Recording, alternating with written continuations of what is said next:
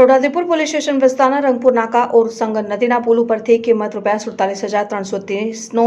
ભારતીય બનાવટનો વિદેશી દારૂ ઝડપી પાડતી છોટાઉદેપુર લોકલ ક્રાઇમ બ્રાન્ચ ગૌરવ અગ્રવાલ ઇન્ચાર્જ પોલીસ અધિક્ષક છોટાઉદેપુર નાઓએ સૂચનાને માર્ગદર્શન આપેલ કે દારૂબંધીના કાયદાનો કડક અમલ થાય તે મુજબ કાર્યવાહી કરવા જિલ્લાના તમામ થાણા અધિકારી અને તમામ શાખા ઇન્ચાર્જ નાઓએ પ્રોહિબિશનની ગેરકાયદેસર પ્રવૃત્તિ હેરાફેરી સદંતર રીતે નિસ્તમ નાબૂદ થાય તે રીતે સૂચના કરેલ જેન્વય VS Gavit police inspector LCB Chhotaudepur નાઓ એલસીબી સ્ટાફના પોલીસ માણસોની સૂચના કરેલ જેન્વય સ્ટાફના પોલીસ માણસો સાથે છોટાઉદેપુર પોલીસ સ્ટેશન વિસ્તારમાં પેટ્રોલિંગમાં હતા તે દરમિયાન છોટાઉદેપુર રંગપુર નાકા અલીરાજપુરથી છોટાઉદેપુર તરફ જતા હાઈવે રોડ ઉપર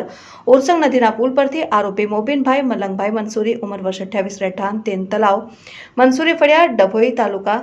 જિલ્લા વડોદરા તથા નરેન્દ્રસિંહ રમેશસિંહ માંગરોડા ઉંમર વર્ષ 37 રહેઠાણ તેન તલાવ રાજપૂત ફળિયા તાલુકા ડભોઈ જિલ્લા વડોદરા નાઓ પોતાના કબજાની મારુતિ સ્વિફ્ટ 4 વ્હીલ ગાડી રજિસ્ટર્ડ નંબર GJ34T3306 માં ભારતીય બનાવટના વિદેશી દારૂ બિયર ટીન અને પ્લાસ્ટિક તથા કાચની બોટલ મળી કુલ બોટલ નંગ 202 ની કિંમત ₹47,330નો પ્રોહિબિશન મુદ્દામાલ અને ઉપરોક્ત પ્રોહિબિશન મુદ્દામાલની હેરાફેરીમાં વાપરેલ